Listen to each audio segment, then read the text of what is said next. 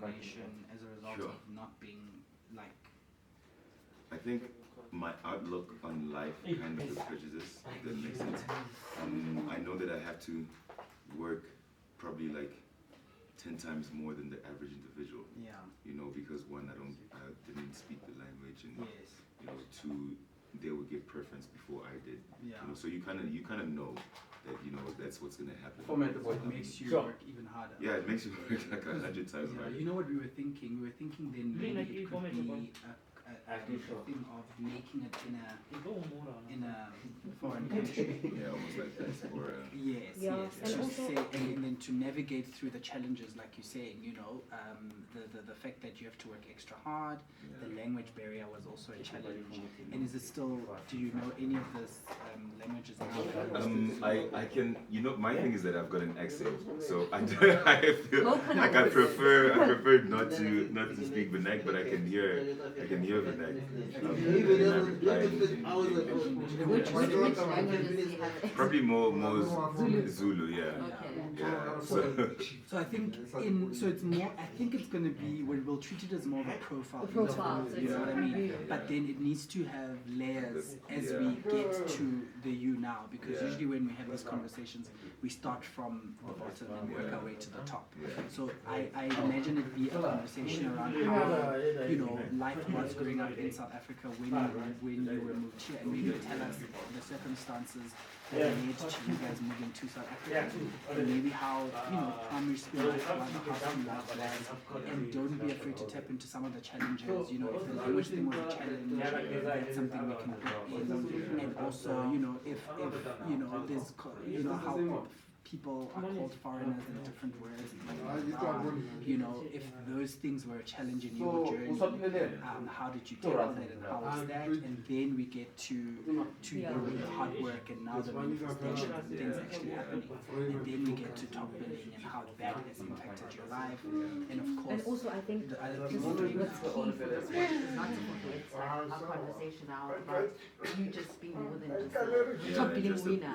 You know, so what you've done, like stuff that we didn't know. Like he was speaking about going to investment and other things, and it's like people now boxing you. So what I also get is the fact that from the beginning you shouldn't be boxed with anything, whether it's foreign, whether it's whatever. You know what I mean? It's just not to unbox people. So I think the conversation here is about the fact that, hey, by the way, I'm not just one thing. I'm not just that thing. The top billing was great, but people didn't know that I was doing. 30 under 30. Yeah, I mean, so what does that mean even? What it means that Forbes recognizes you as some of the top individuals to watch. I heard in there's the a money future. thing to it also.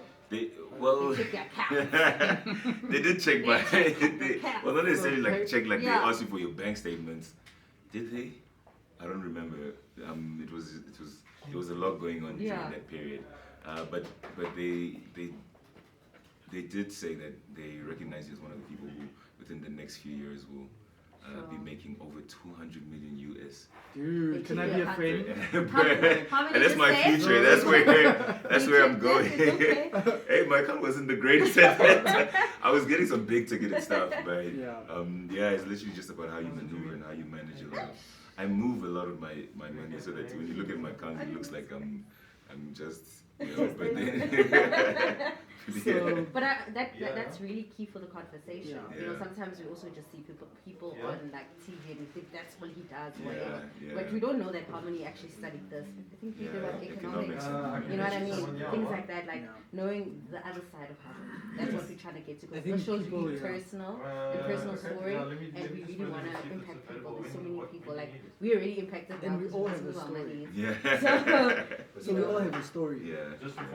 But I think the biggest one for me, leading up to the now, is that so there's a young person out there who is from a different country, who's 7 years old and just moved to South Africa, and that can resonate with your journey to say, oh, I also went through. And I'm saying maybe that person is 7 or 10 or whatever, and they're saying they're experiencing that sort of discrimination or whatever the case might be.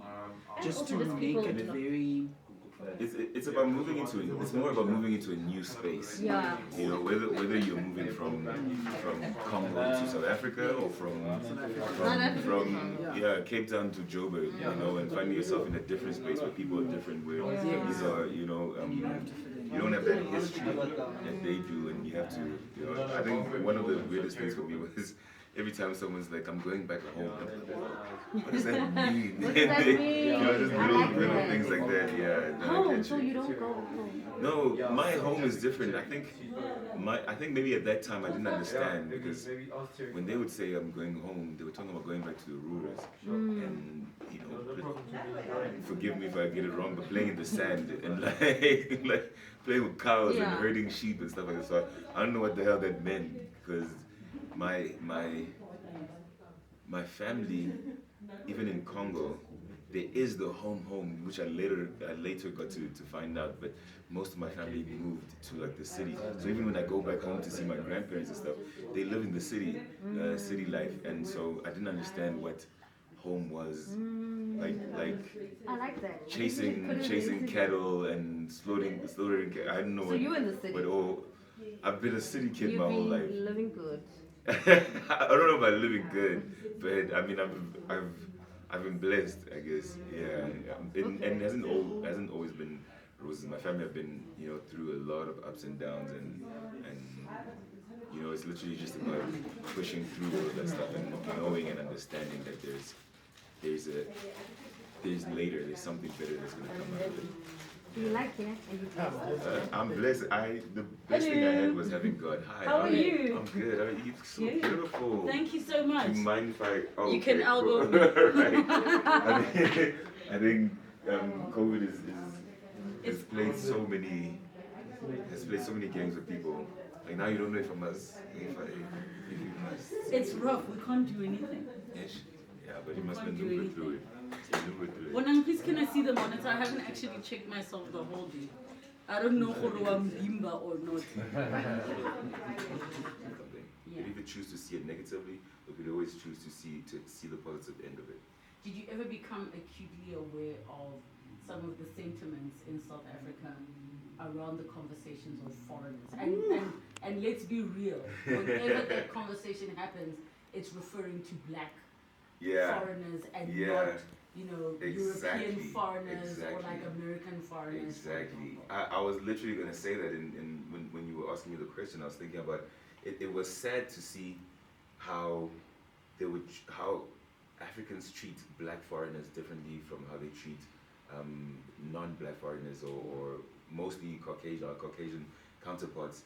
Because I've got family members who are Caucasian, and so you see the interaction when they're here. It's like, oh, okay, why is it different?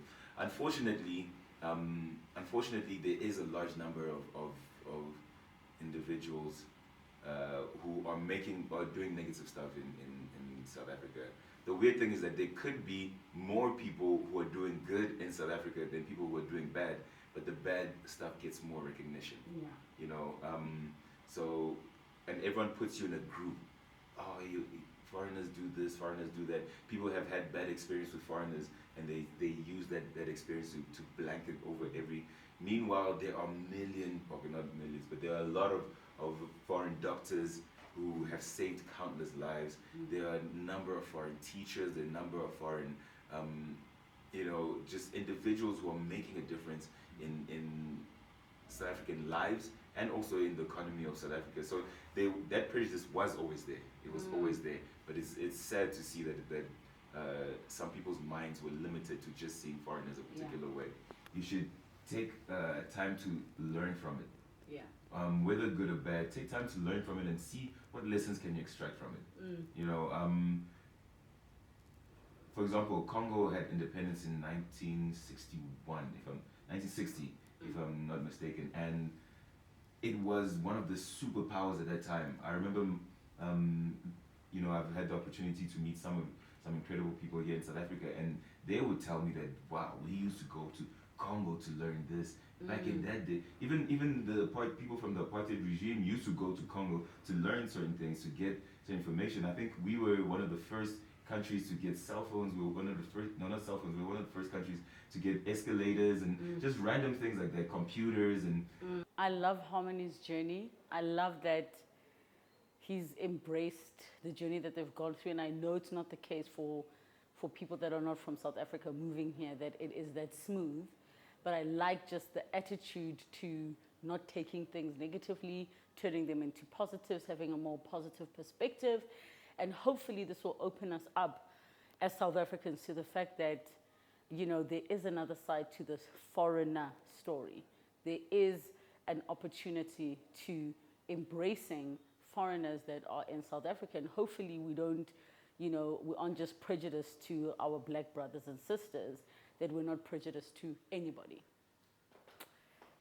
Hey, all you beautiful people. I hope you are good and staying healthy. My name is Harmony Catalandi, and ooh, did we have an interesting conversation. But I'm not going to spoil it for you. I hope you guys tune in and watch it. Make sure you check it out. This is Unpacked with Relebogile, and I'm Harmony Catalandi.